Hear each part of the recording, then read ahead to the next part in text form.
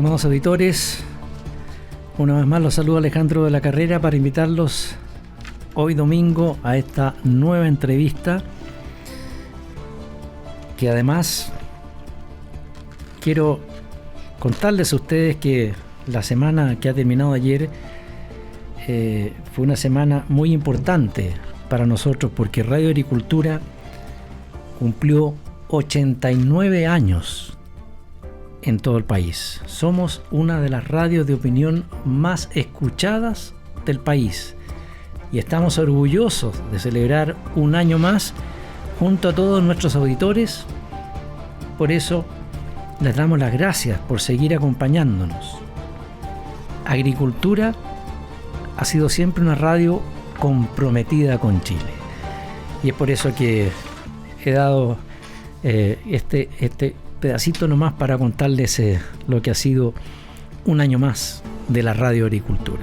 Les cuento, vamos a estar hoy día con un gran invitado, don Pablo Barberis, docente de UNegocios de la Facultad de Economía y Negocios de la Universidad de Chile, a quien lo saludamos y le damos las gracias por estar este domingo una vez más en la Radio Agricultura, porque no es primera vez también. Muchas gracias, Alejandro, por la invitación. Siempre un gusto estar acá. Muchas gracias, muchas gracias. Cuéntenos, vamos a irnos de inmediato a la parte económica, y algo que durante la semana que ya terminó, vaya que hubo por todos lados distintas palabras de unos y otros. La crisis en el sistema eléctrico y el cobro de la luz, escándalo de cobros excesivos, sobrevaloración de capital en Transelec y medidas de devolución. Tras estos errores, ¿cómo lo ve usted? Bueno, con harta sorpresa y un balde de agua fría, porque uno espera, y es lo que uno tiene expectativa siempre, que a nivel de instituciones serias, partiendo desde el Ministerio de Energía y todos los organismos técnicos, y también las empresas, que son grandes empresas en Chile, se supone que hay cosas que uno las da por hecho, por asumido, que tiene que ver con la exactitud de la información, con la rectitud del actuar técnicamente y también éticamente. Y acá nos encontramos con una serie de errores que cuesta entender. O sea, en el mundo privado esto es sancionable drásticamente. Y sobre todo también un tema bastante de fondo es que aún no se transparenta en rigor desde cuándo el Ministerio de Energía y los organismos técnicos sabían de estos sobrecobros, porque la empresa Transelec anunció públicamente que hace un año había avisado. Así es. Entonces un tema bastante más grave, y aquí hay dos puntos importantes a mi juicio de modo personal. Uno, el cuándo se avisó del sobrecobro, que ya la empresa dijo hace un año atrás, y ese dato es un dato irrefutable, o sea, lo anunció públicamente. Y lo otro es cómo nadie revisó las cuentas para entender que estaba más calculado con 2 veces el IPC más el sobrestock de Transelec, y vamos a saber quizás qué otras distorsiones técnicas hay por lo que subió tanto la luz, porque nosotros fuimos anunciando en la medida que todos los meses iba aumentando el alza de la luz, íbamos diciendo que esto está absolutamente desmedido. O sea, entendemos el congelamiento de la tarifa, pero aumentar prácticamente sobre un 50-60% en un lapso de pocos meses tampoco era lógico. Entonces, ya acá vemos algunas de las respuestas que lamentablemente por ningún motivo son afortunadas. Ahora, ¿qué riesgos financieros enfrentan estas empresas del sector eléctrico? ¿Y cómo ve usted la confianza de los mercados para ellos? Bueno, acá hay una reputación social que está en juego, que obviamente las personas, partiendo por los consumidores, obviamente hay desconfianza generalizada en el ambiente, y esa reputación social hoy día las empresas las deben cuidar, y hoy día el sector eléctrico lamentablemente yo creo que tiene que ser más transparente y un poco traslucir lo que ha ocurrido acá para justamente empezar a recuperar y hacer un trabajo de generación de nuevas confianzas, que eso ya es muy grave porque es algo que cuando se pierde es muy fácil, pero cuesta mucho recuperarlo y no es tampoco a corto plazo. por una parte. Lo otro tiene que ver con el sentido de justicia de cómo se devuelve este sobrecobro, que ahí obviamente tampoco las personas entienden en general por qué hay que esperar enero, que hay que esperar enero por un tema de las leyes, pero el Congreso en este tipo de cosas deberá ponerse bastante audaz y sacar una ley corta para que el dinero pueda volver rápidamente y no esperar recién en enero en adelante. Pero qué bueno eso, porque efectivamente hay mucha gente que está pero muy dolida con esto de que se anunció que devolver los cobros excesivos en enero del 2026, como si fuera poco. Exactamente. Entonces tampoco la gente entiende mucho por qué hay que esperar 2 meses o 3 meses más. Insólito. Cuando se sigue cobrando con el exceso. Entonces, claro, tiene que ver con las regulaciones y las leyes del mercado eléctrico, pero ahí el Congreso es el que puede, efectivamente, y aquí un buen desafío para nuestros parlamentarios, que si realmente están en pro del bien común, bueno, que rápidamente los distintos partidos se pongan de acuerdo y saquen una ley corta para que el dinero sea devuelto ahora y no esperar 3 meses más. Ahora, la forma de la devolución es lo que también se está conversando. Obviamente las empresas les conviene hacer una rebaja de la tarifa y no devolver dinero fresco. Claro. Por un tema de gestión administrativa, etcétera. En lo personal, yo creo que tampoco es malo, entendiendo que se transparente bien cuánto es el descuento que se tiene que hacer. En el fondo las personas pagarían menos de lo que deben pagar con el descuento asumido, pero hay que transparentar bien el descuento. O sea, sabemos que hay 2 veces cobro del IPC. El IPC del 2024 fue en torno al 4,5% anual, pero no es lineal. O sea, no es que todas las boletas tengan un menos 4,5%, porque no es lineal, hay que ver las ponderaciones, etcétera. Por lo tanto, se está hablando un promedio, depende de la región obviamente, pero en general están hablando un promedio de un 2%, que tampoco es tanto, lamentablemente. Pero son las señales importantes. Ahora, lo de Transelec, ellos mismos anunciaron que más o menos el sobreprecio equivale a $100 millones. Por lo tanto, también se mete en la ecuación cuánto es lo que hay que descontar o devolver del doble del IPC que se cobró, más estos $100 millones, y hay que ver si es que hay otras sorpresas por ahí que aún no nos estamos enterando. Ahora, esta situación, ¿cómo uno la puede entender por parte de ellos? Porque, claro, la gente está indignada. ¿Fue un error nomás o fue por hacerlo así? O sea, tirarlo más alto. Responsablemente no te puedo dar esa respuesta, porque yo no estoy ahí, pero lo que sí te puedo decir del mundo privado, que me ha tocado más de 25 años trabajar en el mundo privado en paralelo a la academia, es que estas cosas se revisan internamente. O sea, está bien que haya regulaciones, está bien que la tarifa la define el Ministerio de Energía con organismos técnicos, pero finalmente las que cobran y facturan son las empresas. Y las empresas tienen que revisar también. Finalmente las empresas viven del ingreso, por lo tanto me cuesta creer que nadie, ninguna de las empresas que están involucradas haya revisado si la tarifa dada era la correcta o no. Objetivamente, a modo personal, me cuesta mucho entender eso. Por lo tanto, me cuesta entender que ninguna si es que lo revisaron, me cuesta entender al mismo tiempo que ninguna se haya dado cuenta del error. Pero esas respuestas tienen que dar a las empresas involucradas. No lo sabemos, ¿eh? Porque tampoco para mí es parte de la responsabilidad que me den una tarifa a un organismo técnico y yo la ejecuto sin cuestionar, sin revisar, sin saber si estaba correcto o no, porque podría haber cobrado de más, como fue el caso, como me podrían haber dicho, sabes que hay un error a la baja, estás cobrando menos de lo que corresponde. Por lo tanto, era lógico, o es lógico para mí, por lo menos, en sentido de responsabilidad ejecutiva, que las mismas empresas revisaran si la tarifa que se le está anunciando era la correcta o no. Y ese dato tienen que responderle a ella. Ahora, ¿qué impacto pueden tener estos errores tarifarios, como le han llamado algunos también, en la percepción de riesgo país y en la capacidad de Chile de atraer inversión para la transición energética? Interesante tu reflexión, porque obviamente estamos hablando de un tema específico que es la electricidad, pero que lamentablemente impacta a todo el país.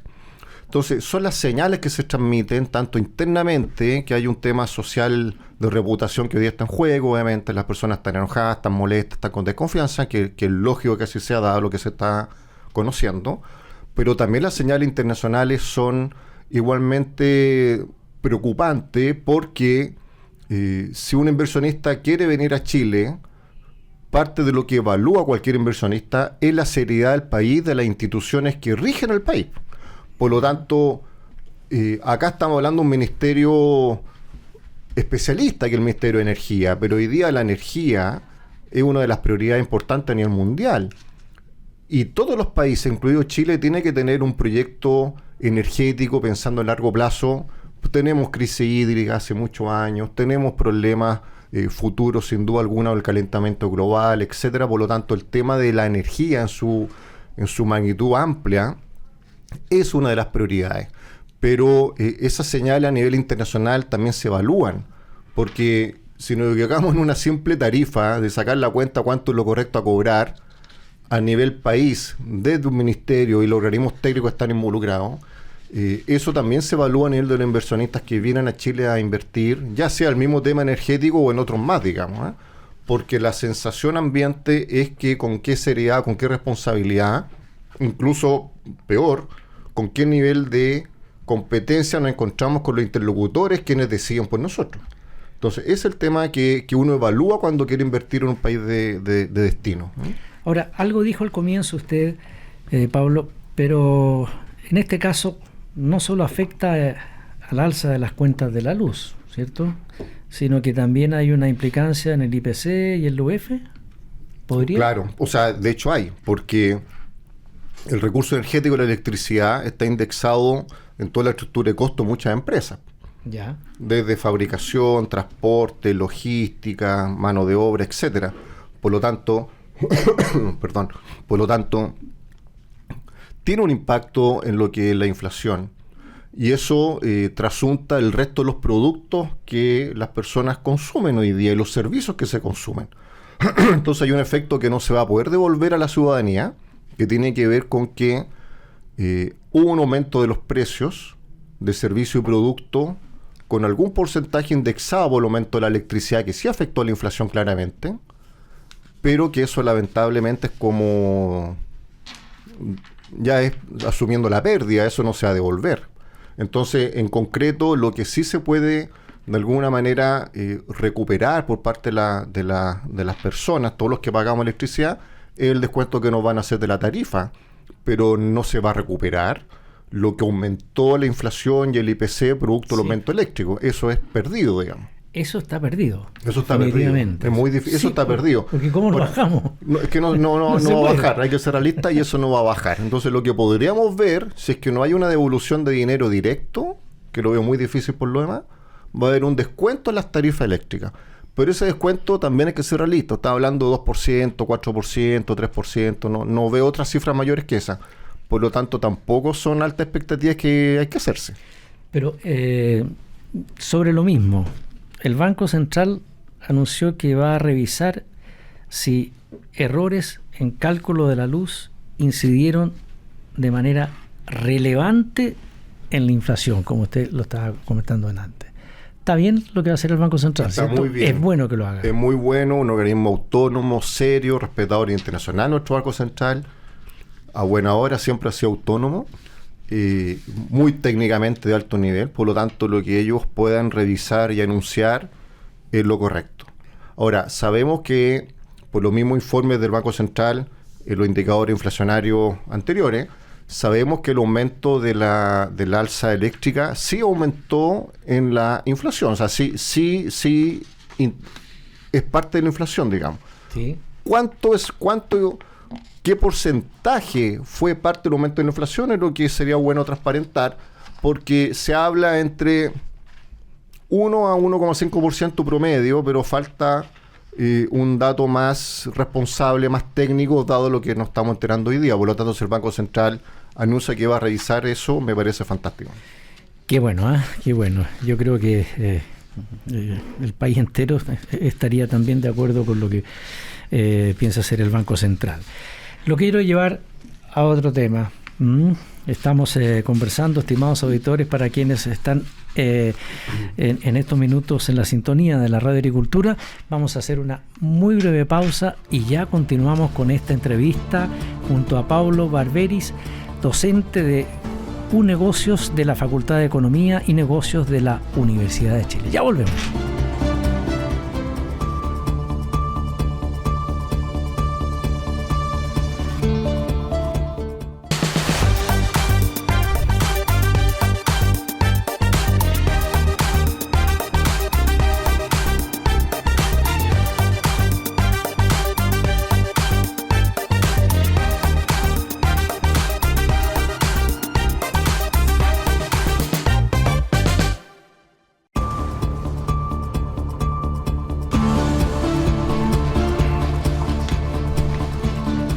Ya estamos de vuelta, estimados auditores, en esta entrevista de hoy.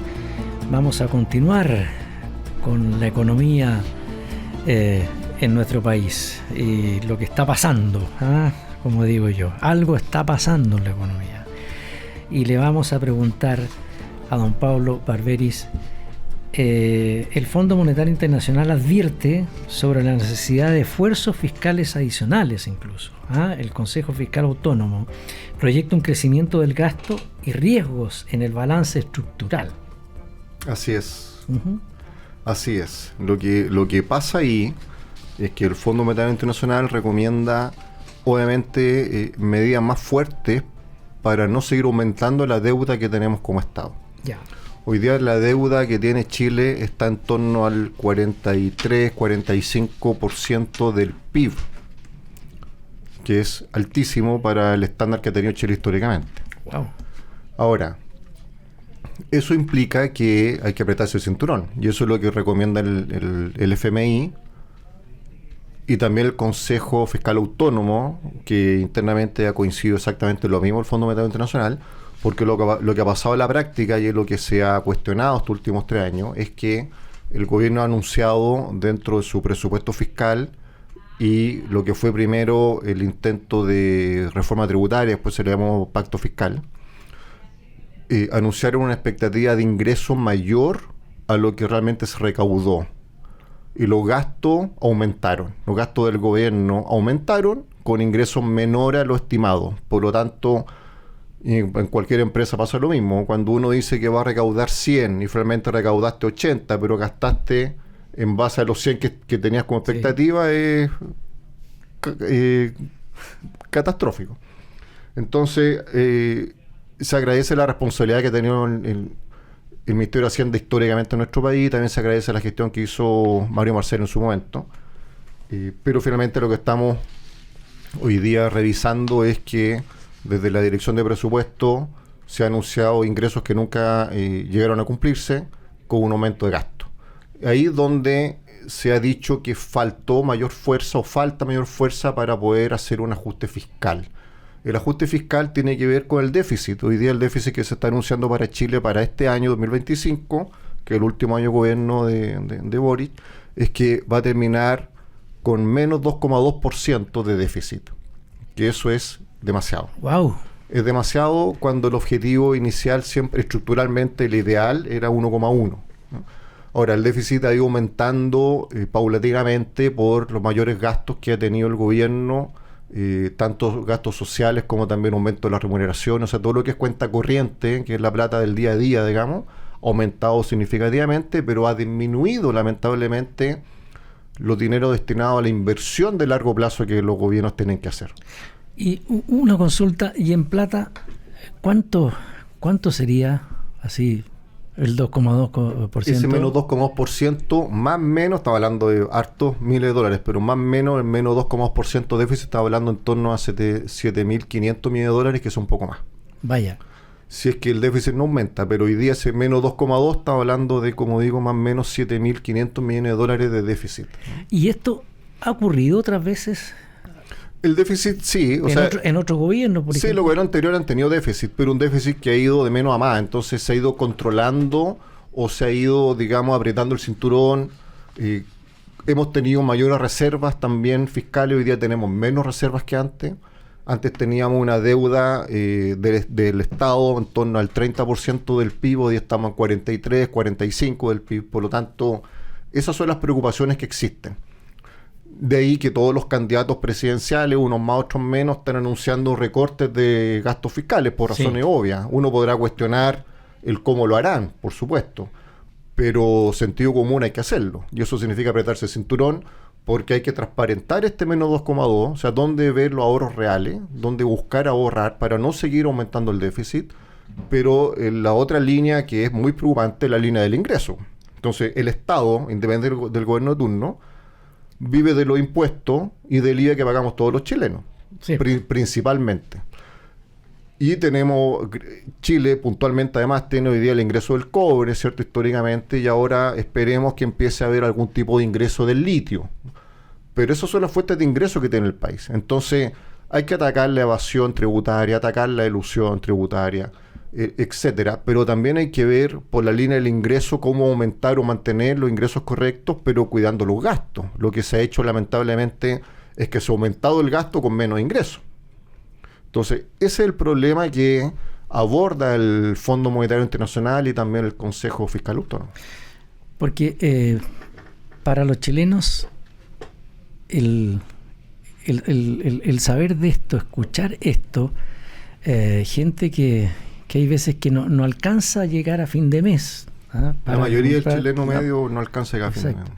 Y sin embargo, nos encontramos con esta forma de trabajar y en el fondo es el gobierno de turno. Así es. Delicado es. Es delicado. Por eso que hay voces de alerta. De alerta. Exactamente. Voces de alerta y otras voces de rabia. De impotencia, de rabia, de molestia, porque hay ciertas conductas que lamentablemente están como asimiladas, que no significa que sean las correctas. O sea, gobierno de turno que llega, miles de empleos empiezan a regalarse, ¿cierto? Embajadas afuera, consulado, empleos públicos en cualquier parte, municipalidades, pero eso no significa que sea lo correcto. Entonces, hay dentro de la administración pública una limpieza que tiene que hacerse, no en el sentido necesariamente de sacar gente, sino de profesionalizar el Estado. El Estado tiene que ser un organismo mucho más profesional, como son las empresas privadas hoy día, más rápidas, más eficientes, más tecnologizadas, etcétera. Por lo tanto, ahí también hay ahorros que se pueden hacer, pero con una mirada profesional, no una mirada partidista a corto plazo, porque no se trata de sacar la gente que había del gobierno anterior y pongo la mía, porque eso ha sido lo que ha ocurrido históricamente, independientemente del gobierno. Claro. Se trata de profesionalizar. Ahí hay un ahorro, pero en busca de una eficiencia mayor, que es la modernización del Estado. Ese ahorro hay que cuantificarlo, porque hay muchas cifras que hablan de cientos de contratados públicos. Algunos son correctos, por ejemplo, el sector salud y otros más, y otros posiblemente no. Por eso hay que ser responsable con esas recomendaciones. Pero obviamente hay que ser también responsable con la redistribución que el ingreso tiene, o sea, que el Estado tiene para poder distribuir los ingresos en todo el sector público. Y eso también hay que cuestionarse. Se ha cuestionado, por ejemplo, cómo se aumentó históricamente el presupuesto más alto de cultura versus que los hospitales no tienen financiamiento para comprar una jeringa, el Ministerio de Vivienda está cuestionado de plata para pagar los proveedores. O sea, ¿dónde están las prioridades? Con todo el respeto que el Ministerio de Cultura me merece, que me encanta la cultura, etcétera, pero hay prioridades más urgentes. Sin duda. O sea, aumentó por mucho las listas de espera. Hoy día escuchaba una cifra, hay como cerca de 2 millones de personas que están esperando una atención médica. Así es. O sea, hay ciertas prioridades que no condicen con la realidad, y ahí es donde uno puede buscar una mejor eficiencia de la redistribución de las partidas presupuestarias que tiene el Estado. Y esas son las miradas que uno echa de menos muchas veces. Vaya. Ahora, bueno, ya hablamos del Consejo Fiscal Autónomo, ¿cierto?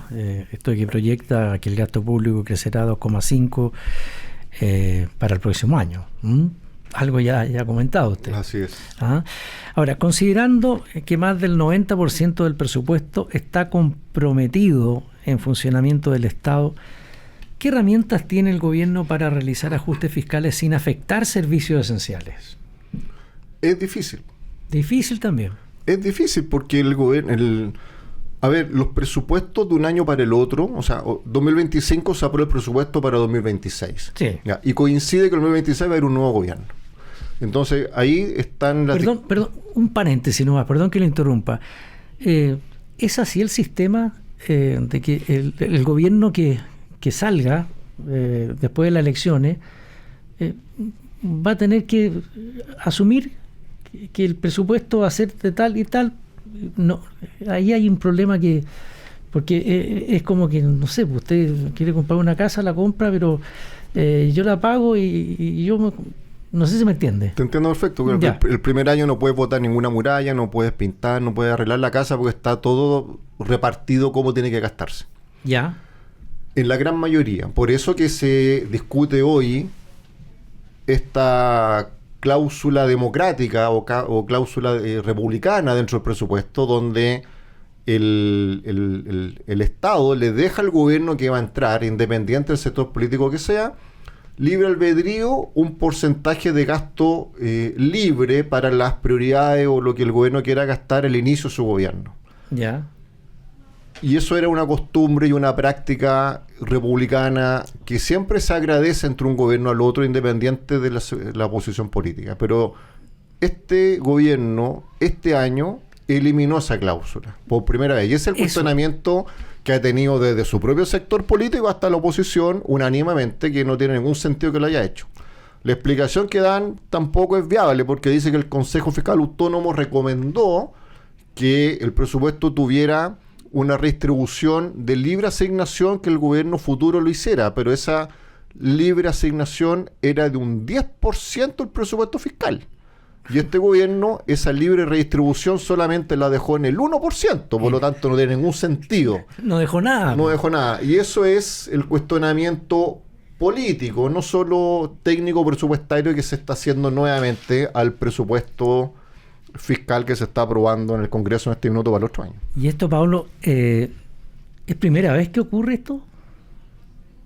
¿O en gobiernos anteriores? Esto es primera vez porque todos los gobiernos, independiente que haya sido de la concertación en los últimos 30 años, sí, y de la centro derecha con nuestro expresidente Piñera, siempre era una costumbre republicana. O sea, la democracia funcionaba y siempre se dejaba un porcentaje que más o menos eran 700 millones de dólares, 900 millones de dólares aproximadamente, que siempre se dejaban de libre uso del gobierno entrante.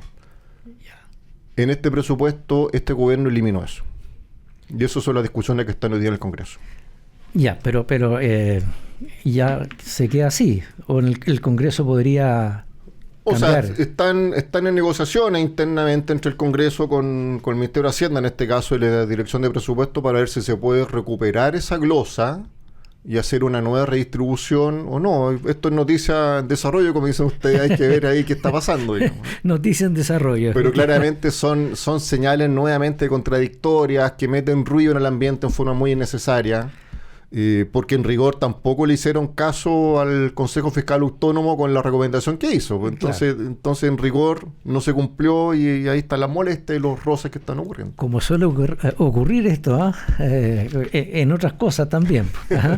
Así es. Ahora, algo ya dijo antes, pero ¿qué efectos tendría en los mercados y en la confianza de inversionistas una persistencia de déficit estructurales y un endeudamiento creciente?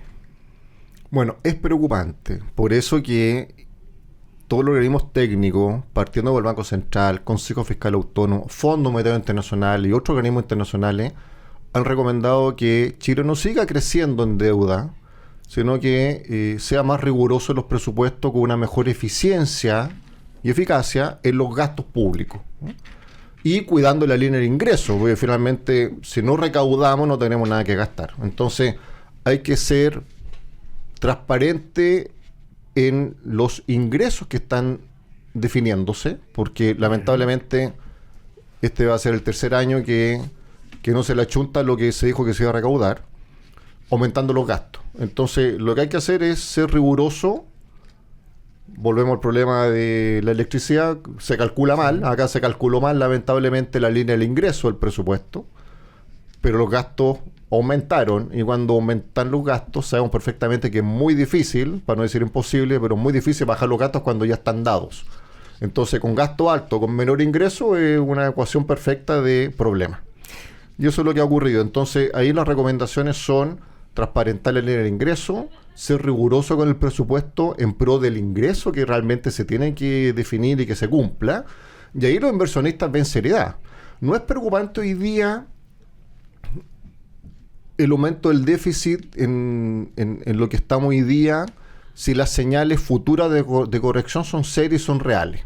Ya. Lo que no puede ocurrir es que sigamos aumentando los gastos en forma irresponsable sin tomar medidas que en el mediano o largo plazo, porque esto no es del viernes para el lunes lamentablemente, entonces el mediano o largo plazo, si se ven señales concretas con un gobierno responsable que vuelva hoy día a partir de marzo en adelante de 2026 digamos a tomar las riendas del Estado, que tome medidas concretas, independiente del gobierno turno que sea, pero que sean señales concretas, que dé una demostración real de mejor administración de las arcas fiscales, que tome señales reales de la línea del ingreso, que sean las cifras correctas y cuidando los gastos. Evidentemente las inversiones no hay ningún problema en que estén en Chile y que sean más crecientes de lo que ya son, digamos, ¿no?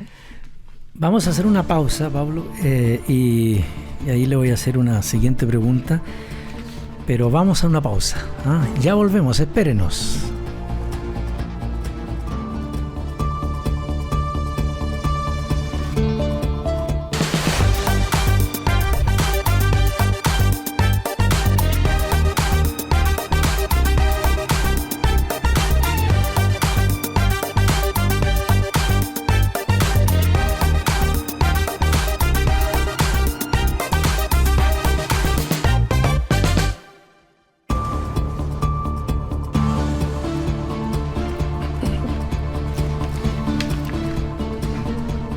Y ya estamos de vuelta, estimados auditores, en esta entrevista de hoy domingo con Pablo Barberis, docente de UNegocios de la Facultad de Economía y Negocios de la Universidad de Chile. Con él estamos conversando, le estamos haciendo algunas preguntas y yo quiero llevarlo ahora, Pablo, a lo que es el mercado laboral y empleo. Creación de empleo formal estancada. Aumentan despidos por necesidad de la empresa, subempleo y tasa de desempleo aún preocupantes. ¿Cómo ves esto? Lo veo como dice la frase que tú muy bien dijiste, preocupante. ¿Por qué es preocupante? Porque mi análisis es el siguiente. Hoy día Chile ha tenido históricamente la tasa de desempleo más alta en su historia, a excepción del periodo prepandemia, que era obvio, que estamos hablando de un 8,9%. Y nos celebramos y nos alegramos cuando baja al 8,7%.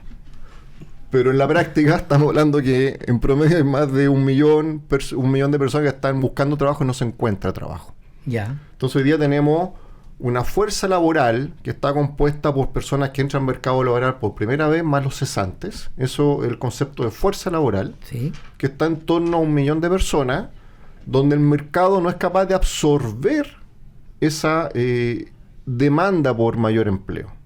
O sea, no hay empleos suficientes para el 1 millón de personas que están buscando trabajo.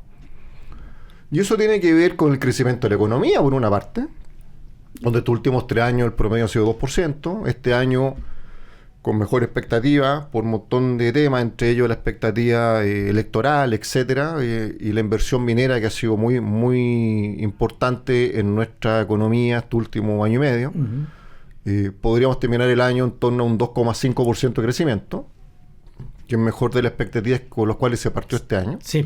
Y eso se agradece. Pero estamos hablando igual de un crecimiento austero. O sea, podríamos crecer mucho más, la expectativa es que crezcamos mucho más. Mientras más que crezcamos económicamente, mucho mejor. Entonces, por una parte, si la economía crece poco, estamos hablando de mejor escenario, ojalá un 2,5%. Podríamos, ojalá, llegar a un 2,7%, que sería maravilloso. Pero con un crecimiento, llamémosle austero, donde los últimos 3 años ha sido un crecimiento promedio de 2%. Con un desempleo alto, donde no hay una oferta de empleos que absorba esta fuerza de trabajo, es la ecuación preocupante. ¿Qué es lo que está pasando ahí de fondo? Lo que está pasando ahí de fondo es que este gobierno, con todas las normativas y las leyes que se hicieron para aumentar el costo salarial a las empresas, hoy día las empresas se están encontrando que en promedio tienen entre un día un 15% de costos adicionales para el ítem remuneraciones. Vaya. Es decir, nos sale bastante más caro hoy día mantener la actual dotación de colaboradores que tiene la empresa, y cada vez que contrate a alguien más me va a costar más caro que antes. Claro. Estamos hablando de los 6 puntos de reforma de pensiones, estamos hablando del aumento del sueldo mínimo, estamos hablando de las 40 horas, estamos hablando de todas unas leyes de cumplimiento, ley Karim, ley de protección del delito, lo que se viene ahora muy fuerte, la ley de protección de datos personales, etcétera, que son leyes muy buenas, muy necesarias, pero son aumentos de costos que las empresas han absorbido. Entonces, cuando tenemos una economía que está austeramente administrándose, con poco crecimiento económico, con debilitamiento de la inversión que hemos tenido estos últimos años, con mayores costos salariales, nos hemos encontrado en el escenario que estamos hoy día, con un aumento de la tasa de desempleo, y las empresas, lamentablemente, previendo esta situación de mayores costos, porque también la discusión desde el gobierno y el sector oficialista, que no se le puede echar la culpa a las 40 horas porque todavía no estamos 40 horas, sí, pero todos los años se aumenta un punto, o sea, todos los años se les resta horas de trabajo, y las empresas tienen que cumplir igual mayores turnos, mayores servicios, mayores costos, etcétera. Por lo tanto, las empresas lamentablemente están provisionando y se están adelantando a los mayores costos que enfrentan cada año a causa de las normativas que hoy día se están imperando. Por lo tanto, tenemos hoy día un escenario de mayores costos salariales por la empresa, ¿sí?, con un ingreso igual o menos que antes, y que eso lamentablemente no tiene una solución rápida, porque tiene que ver con el aumento de la riqueza del país, que es el crecimiento económico. Y esto se agrava, disculpa Alejandro, en cuanto termino la idea, y esto se agrava con 2 factores importantes que hoy día un verdadero impuesto en nuestra economía, que tiene que ver con el mal manejo de la migración que ha entrado al país en forma irregular. Y eso conlleva a que tenemos hoy día cifras más, cifras menos, en un 30% de desempleo informal, con comercio ilegal creciente y los coletazos que eso lleva a una externalidad negativa de manejo de delincuencia y drogadicción, asalto, etcétera, que esas son las otras externalidades, que otro impuesto que tiene nuestra economía hoy día muy grave. Ahora, todo esto que usted ha comentado, ¿cómo interpreta usted la dinámica para la salud del mercado laboral? Bueno, la salud del mercado laboral tiene que ver con mayor crecimiento económico, lamentablemente. No hay otra receta. No hay otra receta. Cuando hay mayor crecimiento económico, significa, aterrizando el tema, significa que las empresas fabrican más porque están vendiendo más. Entonces, cuando fabrico más o tengo más servicios, la gente me está comprando más, necesito aumentar la producción, necesito comprar maquinaria, necesito contratar más personas. Lógico. Y así funciona en la realidad el tema. Entonces, en la medida que tenemos menores márgenes, porque hay una presión por lo demás a los márgenes, porque como tenemos mayores costos, no significa que los márgenes son los mismos de siempre, los márgenes son menores. Sí. Tenemos una estrechez de crecimiento económico generalizado, entonces tenemos menos ingresos, o mantengo los mismos ingresos, o crezco poco con mayores costos, entonces no me da el ancho para contratar más personas. Ese es el problema en la práctica.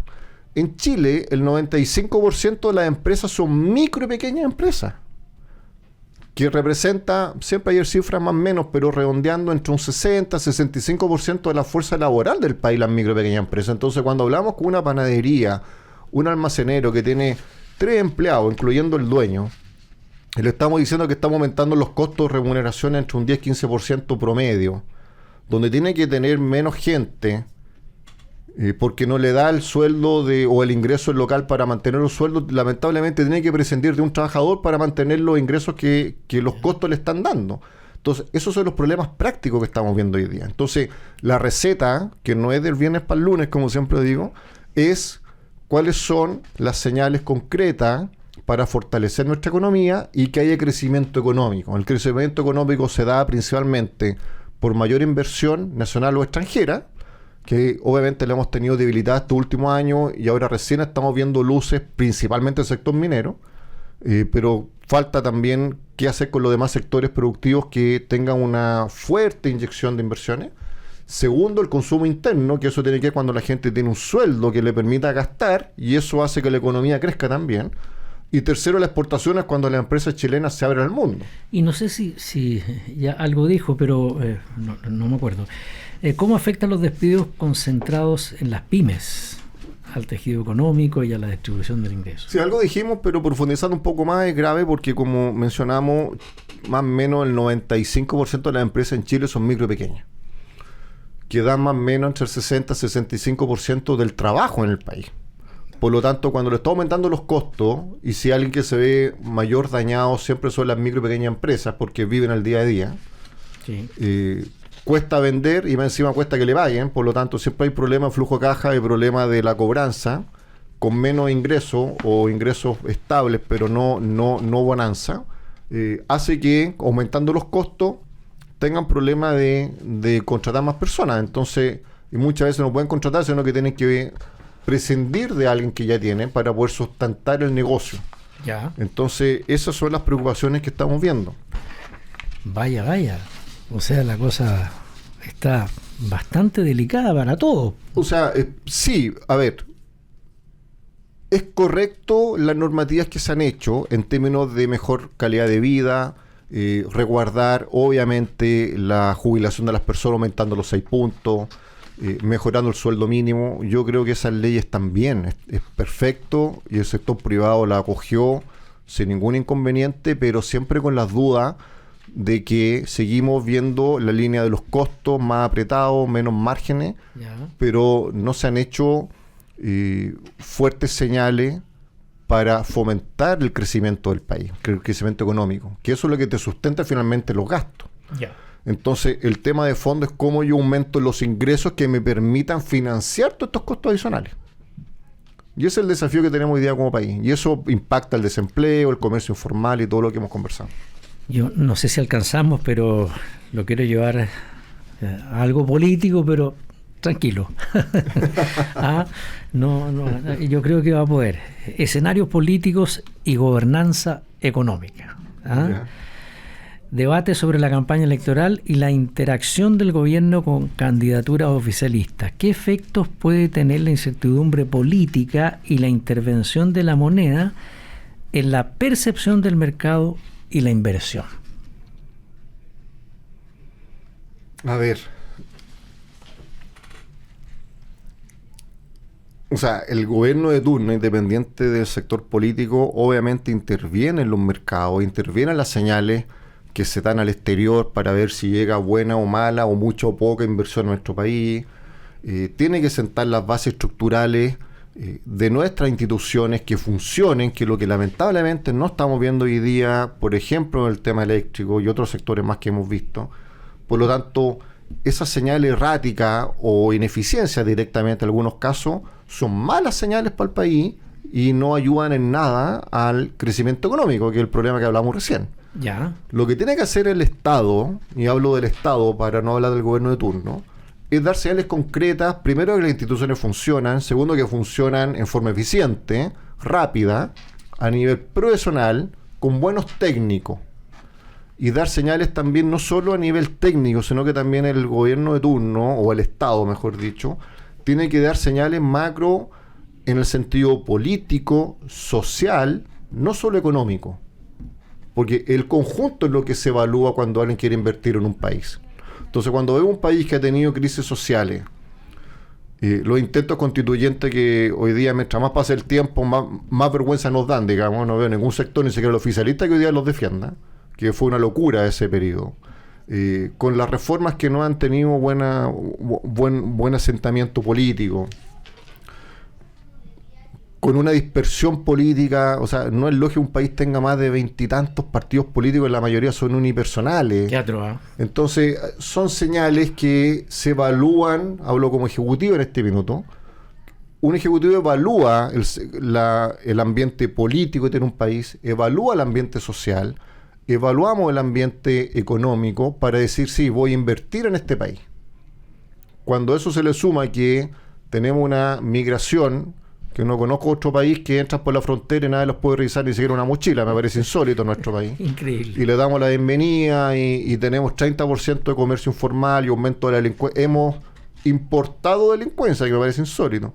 O sea, hay un montón de temas que se evalúan. No, estoy haciendo una área muy fina para no hablar de política, pero estoy mencionando estos ejemplos que todo esto se evalúa cuando uno tiene que invertir.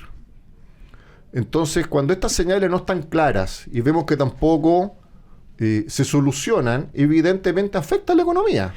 Y eso es lo que hemos visto estos últimos años. Y una consulta, el cambio de administración que podría pasar en este periodo que ya viene la elección, el cambio de administración en la confianza de los mercados financieros, ya sea Chile o fuera del país, y en la ejecución del presupuesto para 2026. ¿Puede...? Ayuda. ¿Ayuda? Ayuda, sí, en la medida que el gobierno que llegue dé estas señales que estamos hablando y que ejecute planes de acción concretos.